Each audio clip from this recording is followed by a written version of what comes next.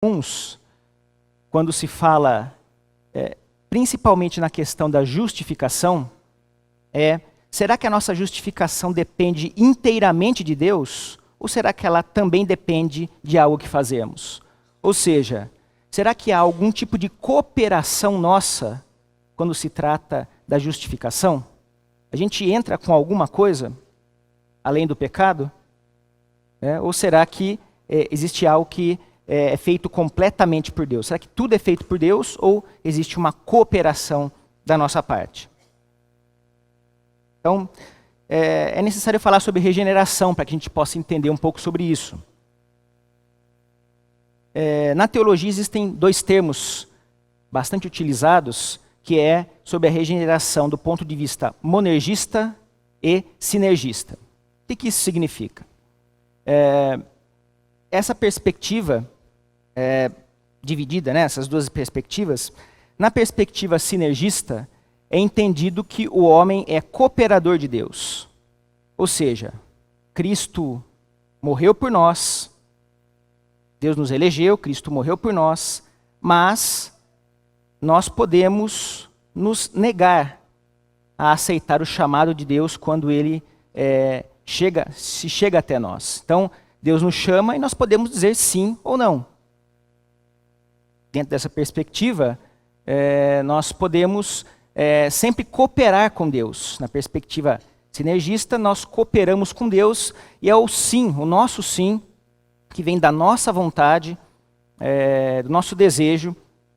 E aí, nesse processo, nós cooperamos com Deus, diretamente com Deus. Então, essa ideia é uma ideia que não é a ideia pregada pela teologia reformada.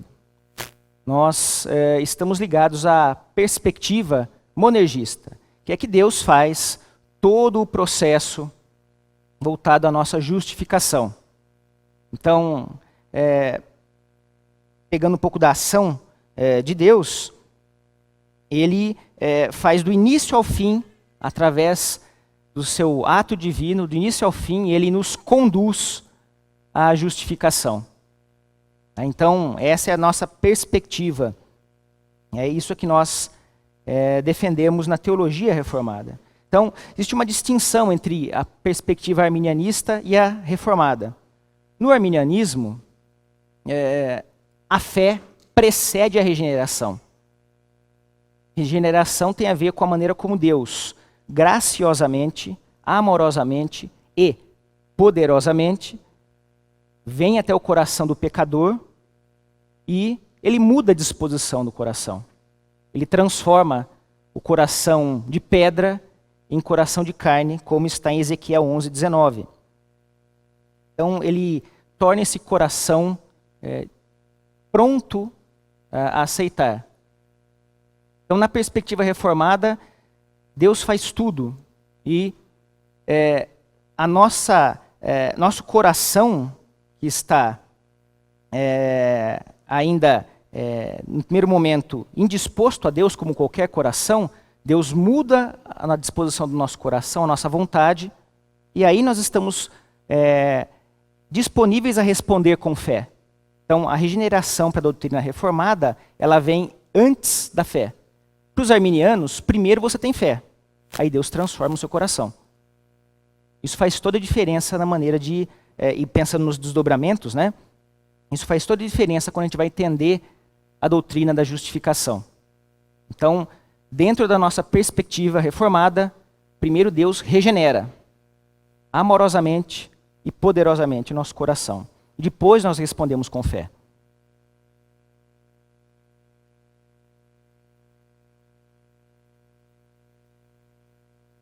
A confissão de fé de Westminster é dito o seguinte: a todos aqueles que Deus predestinou para a vida, e só eles, no tempo por Ele determinado e aceito, Ele vai chamar eficazmente pela sua palavra e pelo seu Espírito, tirando-os do estado de pecado e morte em que estão por natureza, para a graça e salvação em Jesus Cristo. Isso Ele faz iluminando o seu entendimento espiritual, a fim de compreenderem as coisas de Deus, tirando-lhes os corações de pedra e dando corações de carne, renovando-lhes as vontades e os determinando pela sua onipotência para aquilo que é bom, e os atraindo eficazmente a Jesus. Mas de maneira que eles venham muito livremente, sendo para isso dispostos pela graça dele. Só atento a um aspecto aqui. Quando se fala de coração de pedra e de carne, geralmente quando se fala de carne nas escrituras, está falando das tendências pecaminosas. Não é o caso aqui. O que está querendo se dizer é o seguinte: Deus pega um coração morto, de pedra, frio, e transforma em algo pulsante, né? Em algo vivo. É nesse sentido que o termo coração de pedra e coração de carne são colocados aqui. Então Deus amorosamente vem, se achega até nós, né, e muda a disposição do nosso coração. Como o pastor Heber já comentou na pregação, é diferente, por exemplo, da ideia que se tem muitas vezes de que, assim, eu vou resistir bastante a Deus, mas como Deus é mais forte, nem está num cabo de guerra, Deus está puxando de um lado ou de outro, eu estou resistindo o máximo, mas no final ele ganha porque ele é muito mais forte do que eu. Na ideia de quando você aceita esse chamado eficaz, quando Deus o chama, é irresistível você não desejar aceitá-lo. Você não quer não aceitá-lo. Você quer aceitar de todo jeito, você quer se achegar a ele, você quer receber esse chamado porque o seu coração foi mudado. Você nem percebe essa disposição. Né? Porque Deus vai moldando o seu coração. E aí, ao moldar o seu coração, quando chega esse chamado que é eficaz, que é irresistível, você necessariamente o aceita. Então, não existe aí uma luta, um cabo de guerra entre Deus. Você necessariamente acaba recebendo esse chamado de bom grado. É tudo o que você quer, porque o seu coração já foi regenerado.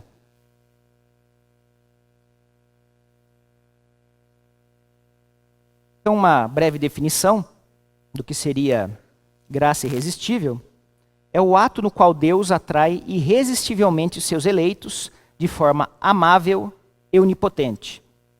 Ao regenerar o coração do pecador, a vontade do mesmo é responder positivamente ao chamado do Espírito.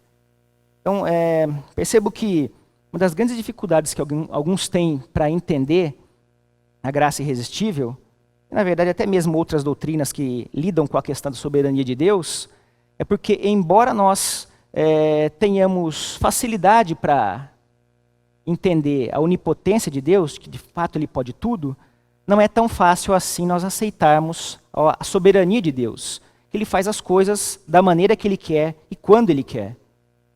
Então muitas vezes essa resistência tem a ver não com a aceitação da onipotência de Deus, mas da sua soberania. E, na verdade, a ideia da graça irresistível vai tocar exatamente nesse ponto. Deus é soberano. E Ele se achega até você e muda o seu coração. E tudo o que você quer é aceitá-lo.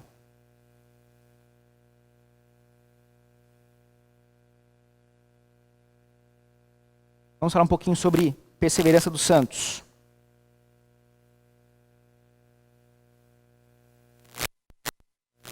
Só um aspecto, só para a gente concluir rapidamente ainda. A questão da graça, eu acabei deixando de falar, entendendo que a graça é um favor imerecido no local da graça, da ira merecida. Existem dois tipos de chamadas que Deus faz. Existe a chamada que ela é geral para todos os pecadores e aquela que é interna. A chamada geral é aquela que é a proclamação do Evangelho, no sentido mais amplo. Nós somos chamados a testemunhar. Testemunhar para todos. Nós não sabemos quem são os eleitos e quem são. Mas para aqueles que são eleitos, Deus faz, o Espírito de Deus faz um trabalho interno, uma chamada interna. E essa pessoa aí sim responde positivamente. E aí, um ponto que pode ser levantado é se é possível resistir a esse Espírito. Será que de alguma maneira a gente a esse Espírito, ao Espírito de Deus, quando Ele nos chama, pensando um pouquinho naquela imagem que às vezes nós temos, que é comumente colocada e erroneamente colocada de que Jesus está à porta batendo. E aí cabe a você abrir essa porta. É uma maneira errada de entender o texto bíblico, mas é uma ilustração bastante comum. É que Jesus fica lá batendo a porta e pode ser que você nunca atenda a porta. Como nós já vimos, né, dentro da própria teologia reformada, isso é visto como algo impossível. E as Escrituras atestam em relação a isso. Não há como Jesus ter o seu chamado, né, quando o Espírito te chama, entendendo que Deus nos elegeu antes da fundação do mundo e a obra de Cristo expiatória é eficaz, não tem como também a questão o agir do Espírito ser ineficaz. Então, se nós respondemos positivamente, é porque de fato Ele nos chamou. Não há como nós ficarmos ganhando e perdendo a salvação. Não é um jogo, Deus não joga conosco. Ele não abre possibilidades para que a gente diga não, uma vez que Ele nos escolhe. Nós não queremos isso.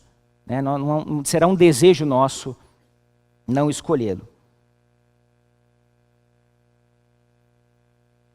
Perseverança dos santos.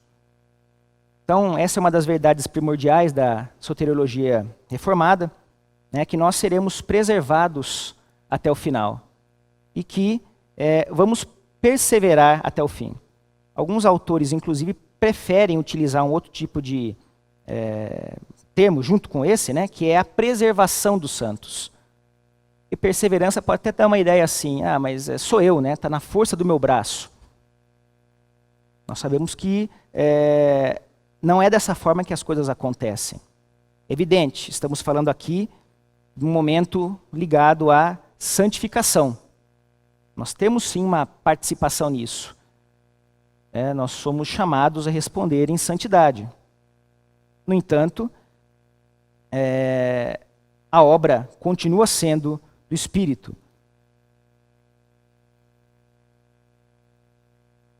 Então, como o próprio pastor comentou no culto, isso não é a mesma coisa que dizer que nós somos imunes ao pecado.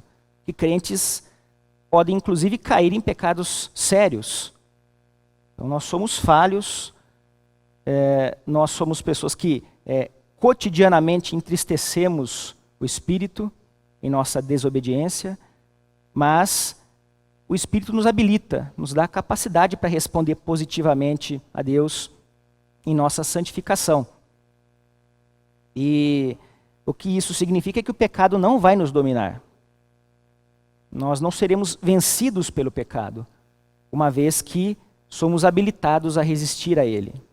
Então a obra de Deus, nesse sentido, é perfeita, de não permitir que o pecado nos domine.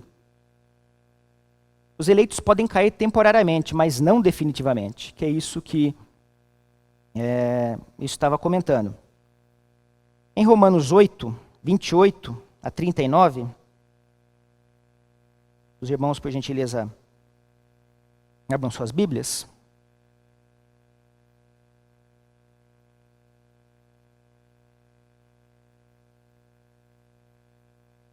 Vejam como o apóstolo Paulo trata dessa questão.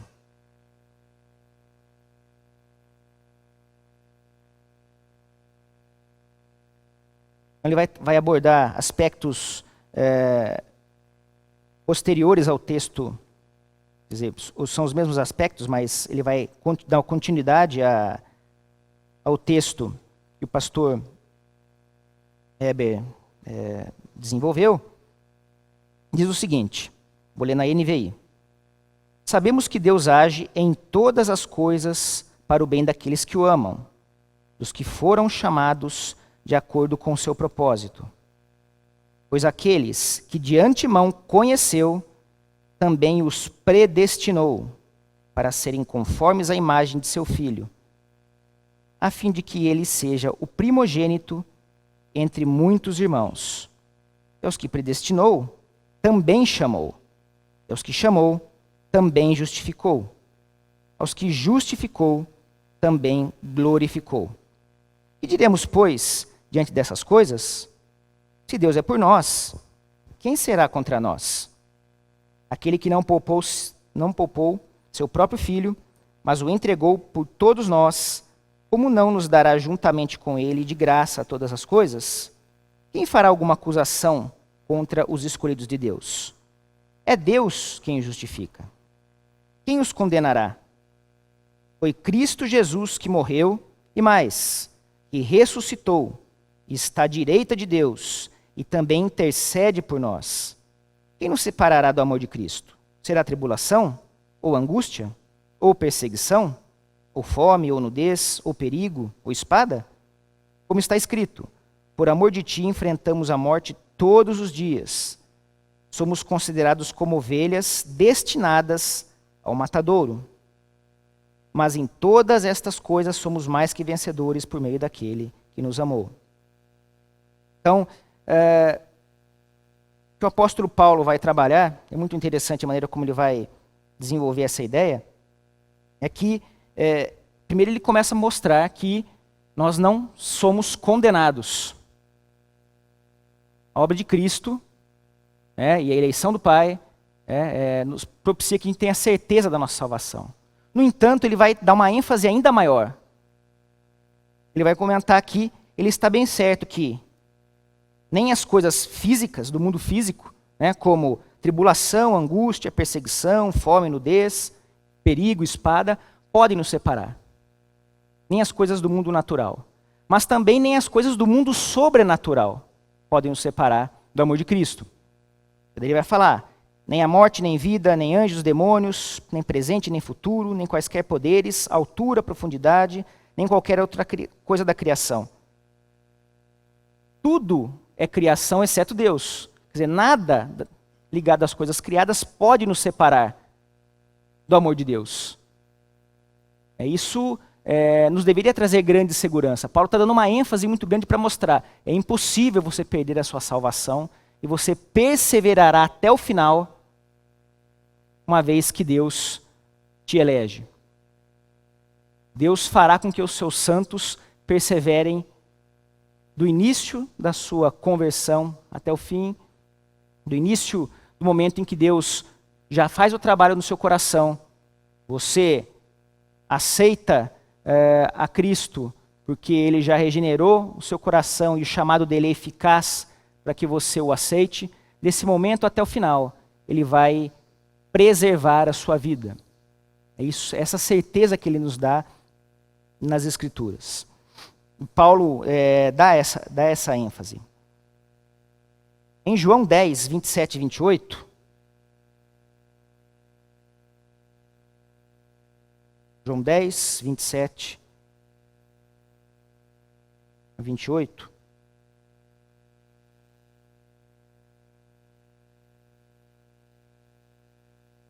mais um texto que confirma isso.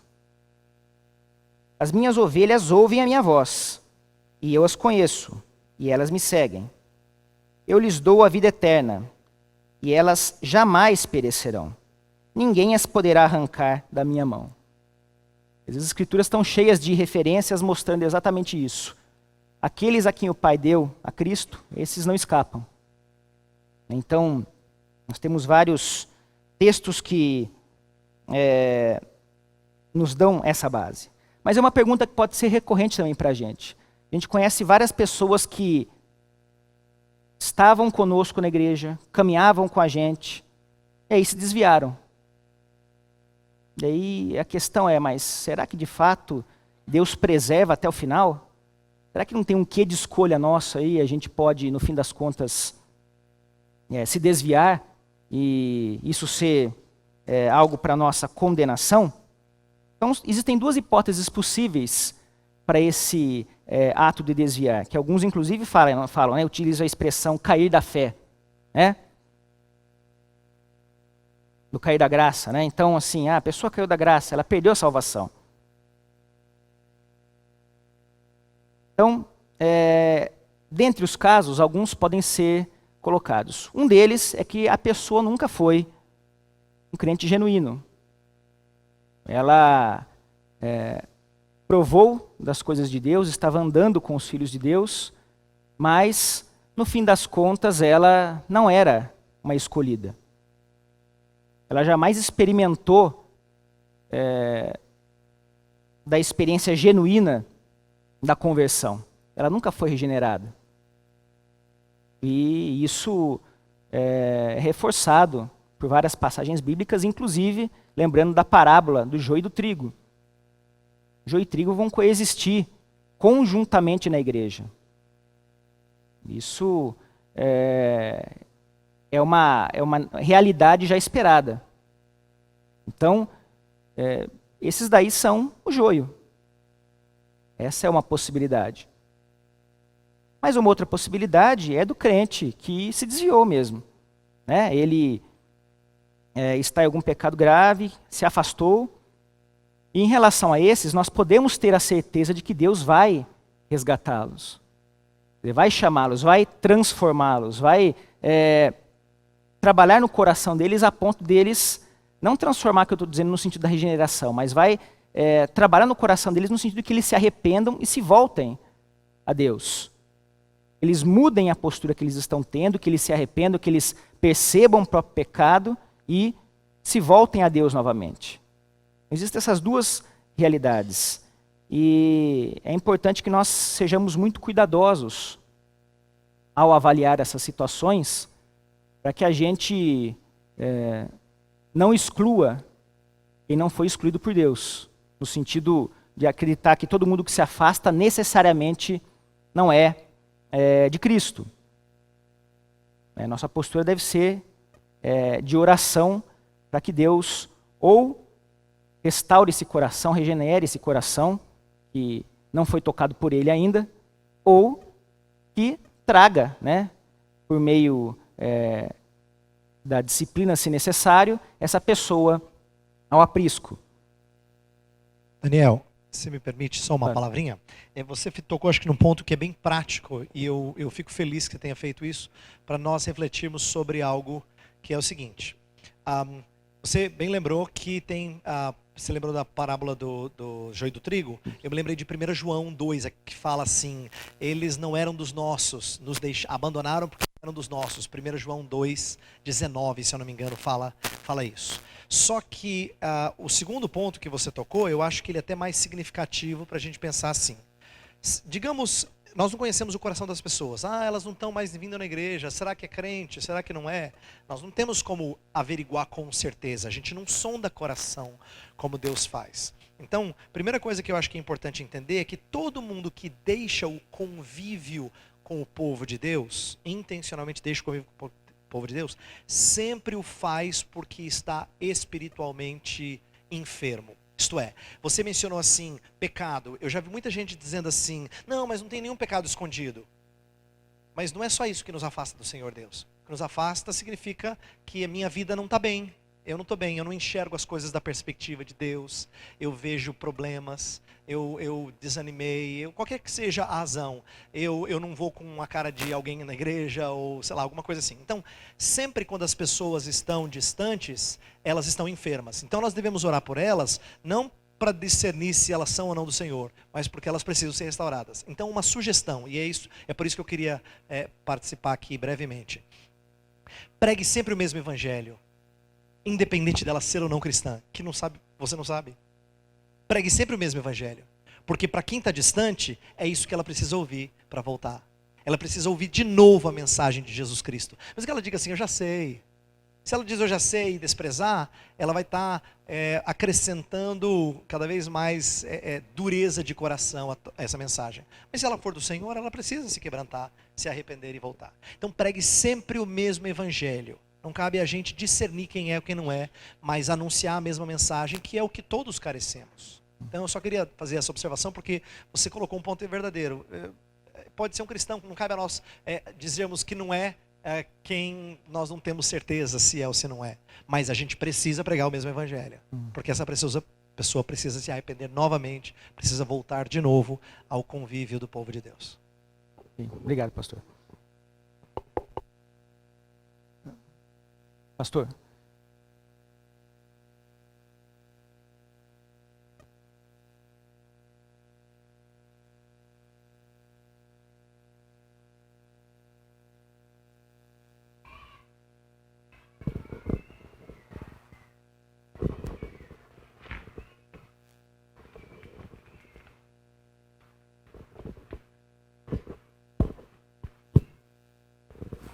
funcionando?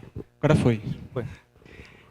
Daniel, eu salvo engano, agora eu não lembro se foi o John Piper que eu li, ele faz uma citação sobre a santidade, e sabemos aí que o Espírito Santo também está imbuído nisso também, né?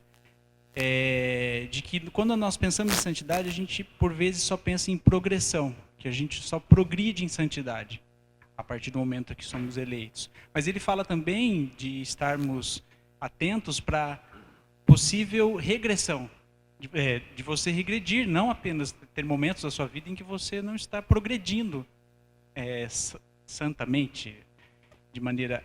Encaixaria nisso que você disse? Ou... Sim, assim, nós temos que entender que assim, as quedas acontecerão, inevitavelmente. Né?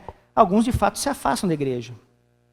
Né? E, de fato, não querem ter nada conosco. Né? Mas nós experimentamos isso dia a dia. Alguns simplesmente entendem que a melhor opção é não estarem com os filhos de Deus. Se eles são crentes de fato, eles serão trabalhados por Deus e vão se arrepender dos seus pecados. O Espírito vai incomodar. Como é que o Espírito habitando na vida dessa pessoa não vai incomodá-lo? Então, seria impossível o Espírito dentro dessa pessoa, né, acusando-a, mostrando dos seus pecados, mesmo que a pessoa esteja com a consciência cauterizada para alguns pecados, uma hora ele vai se despertar. Né?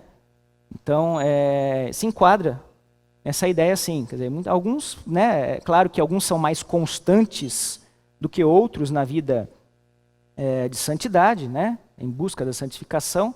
Alguns são mais constantes do que outros, mas essa regressão pode de fato acontecer. Né? E, na verdade, eu quis ressaltar esse aspecto, porque eu acho importante que nós tenhamos prudência quando vamos analisar a vida de outras pessoas. Evidente, pode ser que a pessoa confesse publicamente rejeitando a Cristo. Aí a coisa é distinta. Mas eu estou querendo dizer que muitos se afastam, não querem mais ouvir falar de evangelho, não querem mais estar em comunhão com outros irmãos. E, embora seja muito importante que essas pessoas venham a examinar a própria consciência para ver se de fato elas são crentes genuínos ou não, né? Alguns, como os antinomistas, né, que entendem que não vem nenhum problema na maneira como elas levam a vida, se de forma displicente ou não, se de forma imoral ou não, Deus está com elas, né? Essas frases de Facebook, né? Deus está do meu lado, né? Fica tranquilo, não importa que as pessoas tenham inveja de você, Deus está contigo. Né? Essas frases que são muitas vezes feitas sem muita reflexão. Então, muitas vezes aqueles que são antinomistas, que têm essa visão de que dá para se separar a santificação, né, a vida de santidade, com a preservação dos seus santos, as pessoas, claro, deveriam ter uma reflexão. Será que de fato eu sou cristão genuíno? A gente não precisa responder isso, nós. Né? O Espírito, se for, o Espírito vai acusá-la. Né? Vai trabalhar isso com ela. Os puritanos, por exemplo, ensinavam, tinha uma frase interessante que falava o seguinte, em relação à salvação. Se você tem, jamais perderá. Agora, se você perder, é porque você nunca teve. Né? Então, assim, perdeu? Então você não teve. Na verdade, é uma falsa ilusão que você perdeu. Você não perdeu de verdade. Agora, se você tem, não tem como perder. Porque não é uma conquista sua. E se não é uma conquista sua, não tem como você perder. Cristo conquistou isso por você. E Ele não perde nenhum daqueles que Deus Pai coloca para Ele. Então, isso é algo consolador. Pegando essa questão da santificação, né, como rapidamente comentado, né, não dá para levar uma vida imoral como assim. Bom, então, ok, estou com passe livre, posso fazer o que eu bem entender. Já estou salvo, né, não tem problema nenhum, eu posso levar a vida da maneira que bem me aprouver. E isso é algo, como eu disse, para a gente questionar de fato o nosso coração. Se isso é um pensamento recorrente, se isso acontece conosco. Até porque entendemos que se o Santo Espírito habita em nós, é desejo agradar a Deus. É nosso desejo agradá-lo, é nosso desejo... ele vai trabalhar nisso, né? Vai trabalhar no nosso coração para que a gente queira se santificar e agir conforme os seus preceitos. Então, esse trabalho será desenvolvido. O Espírito Santo não vai nos deixar desamparados. Então, a obra ligada à santificação é tanto do crente quanto de Deus. Mas aí entendam, não estou falando que é uma cooperação no sentido que Deus fez uma parte, agora é por você. Não. Deus vai te dar a possibilidade, vai te dar a condição para que você persista. Deus te dá a condição para que exista essa preservação, essa perseverança. Você vai perseverar porque Ele te dá a condição. Jesus é o poder de Deus para tornar isso possível.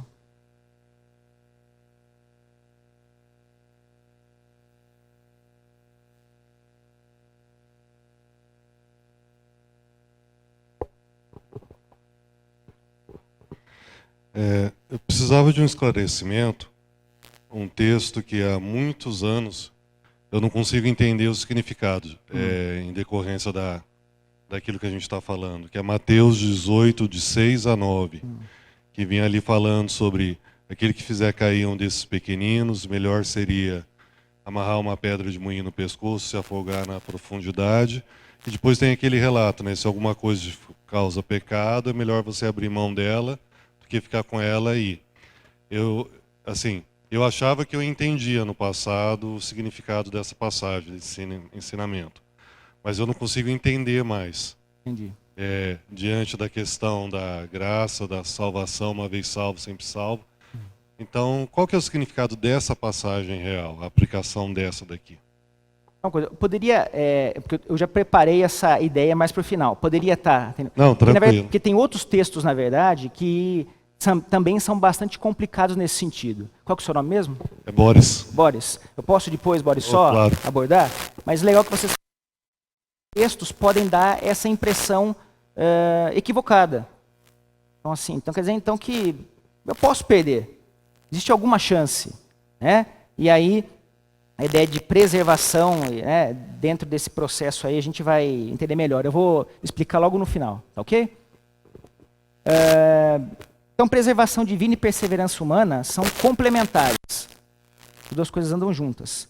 Mas Deus vai preservar os seus santos em santidade. Então, no final, Ele, de fato, preserva os seus santos em santidade.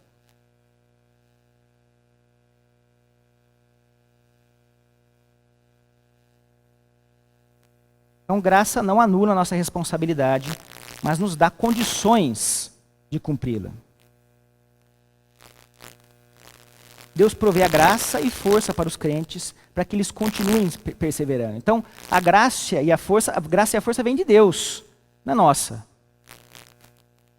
Deus não nos larga para que isso fique em nossas mãos, no sentido de, bom, agora tem a ver com a sua disposição do coração. Não, Deus vai continuar trabalhando com você. Ele continua andando contigo e provê poderosamente os instrumentos para que você consiga se sustentar diante das tribulações e das dificuldades. Então, Ele é a força, é Ele que nos dá a força. E os que estão guardados em Cristo, crerão em Cristo e serão guardados por Ele. Não tem como Ele perder aqueles a quem o Pai deu.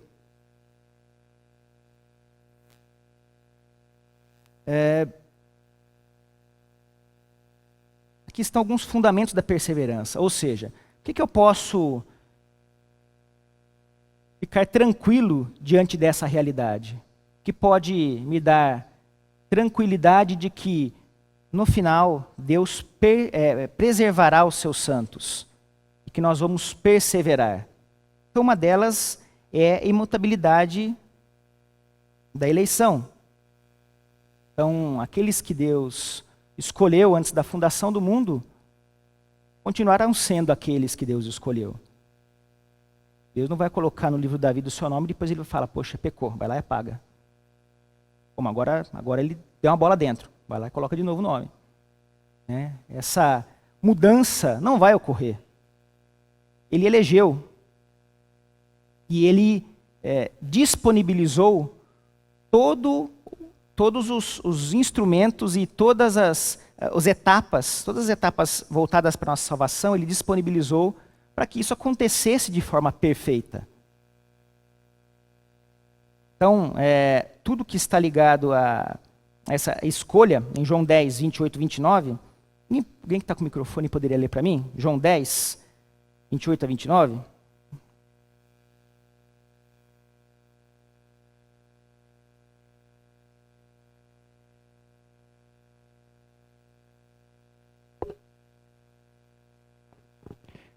Eu lhes dou a vida eterna, e elas nunca perecerão. Tampouco ninguém as poderá arrancar da minha mão. Meu Pai, que saiu, deu a mim, é maior do que todos. Ninguém é capaz de arrancá-las da mão de meu Pai. Isso. Então é um texto bastante claro. Isso não vai sair do controle de Deus. Então é um controle suave. É a maneira como Deus trabalha conosco. Mas Ele tem tudo soberanamente sob controle. Isso não lhe escapa. Porque foi Deus mesmo que deu. Então, um dos pontos aí é essa questão da imutabilidade da eleição. Um outro, a eficácia da intercessão de Jesus Cristo e do Espírito, como nós vimos, inclusive, num dos textos lidos hoje no culto. Romanos 8, 34, diz o seguinte, vamos pegar textos distintos de Romanos aqui para a gente embasar essa ideia. Então, em relação à intercessão de Cristo, quem os condenará? Foi Cristo Jesus que morreu, e mais, que ressuscitou e está à direita de Deus e também intercede por nós. Um pouco antes é dito sobre a intercessão do Espírito, em 26 e 27. Da mesma forma, o Espírito nos ajuda em nossa fraqueza, pois não sabemos como orar, mas o próprio Espírito intercede por nós com gemidos inexprimíveis. E aquele que sonda os corações conhece a intenção do Espírito, porque o Espírito intercede pelos santos de acordo com a vontade de Deus. Olha só, nós sabemos pela ideia, que nós já estudamos sobre Trindade, de que elas não estão em oposição. O que o Espírito quer é idêntico, é igual àquilo que o Pai quer e aquilo que o Filho quer. Eles não estão em atrito. E acreditar que a intercessão de Cristo e do Espírito são ineficazes é como acreditar que eles estão se degladiando em ideias. Então Jesus fala, olha, cuida desse teu filho, cuida desse teu servo. O pai fala, não, de maneira nenhuma, eu sou contra isso.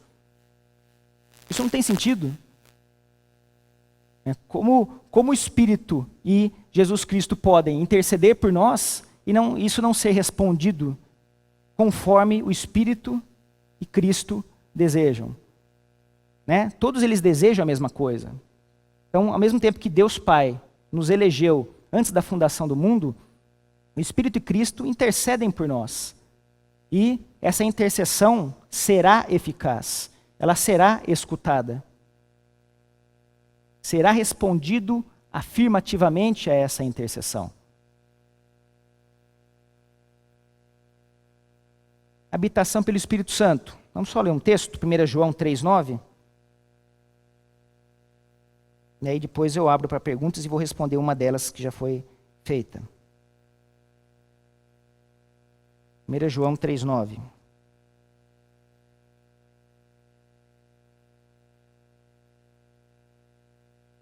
Todo aquele que é nascido de Deus não pratica o pecado, porque a semente de Deus permanece nele. Ele não pode estar no pecado, porque é nascido de Deus. Aqui um ponto importante. Quando fala que ele não pratica o pecado, é no sentido de que ele não vive em prática de pecado. O pecado é um momento de queda, de erro, mas ele não vive em prática de pecado. Ele não vive como se, bom, o pecado é algo comum para mim e faz parte da minha natureza. Então, se faz parte da minha natureza ter momentos de queda, então eu vou continuar pecando. Isso não é uma prática sistemática e nem é uma busca. Então, é nesse sentido que o texto está trabalhando. E o Espírito Santo, habitando no coração do crente, habitando no crente, ele não vai permitir também que nós não perseveremos. A perseverança também tem a ver com esse aspecto. E um outro é a aliança da graça com os eleitos. Vamos ler os dois textos que eu acho que são bem preciosos para ilustrar isso. Isaías 55:3. Alguém leia para mim, por gentileza? Isaías 55:3.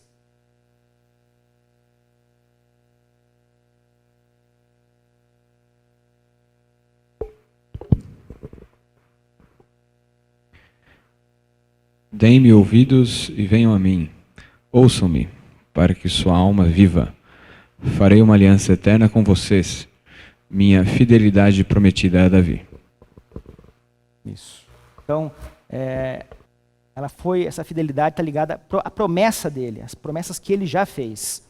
E ele afirma que vai cumpri-las. Jeremias 32:40 é dito o seguinte: farei com eles uma aliança permanente. Jamais deixarei de fazer o bem a eles. E farei com que me temam de coração, para que jamais se desviem de mim. Então, ele fará a ação, para que eles temam a Deus e jamais se desviem. Essa é a ação de Deus no coração do crente. A ação é dele. E a partir dessa ação dele, é que nós não nos desviamos.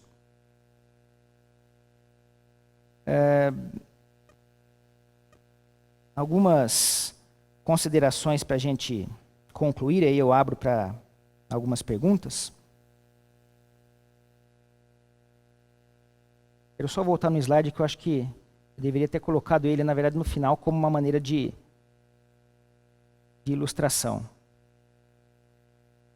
Pegando a confissão de fé, fala sobre isso. Os que Deus aceitou em seu Filho amado, os que Ele chamou eficazmente e santificou pelo seu Espírito, não podem decair do estado de graça, nem total, nem finalmente, mas com toda certeza perseverarão nesse estado até o fim e serão eternamente salvos. Isso deve gerar na gente uma grande segurança, mas também uma grande gratidão. Nós não somos jogados de um lado para o outro, pelo vento. Deus nos preserva até o final. Então, se nós, de fato, somos remidos, fomos resgatados por Cristo, até o final nós seremos preservados. Deus dará para você a possibilidade de ser preservado até o final.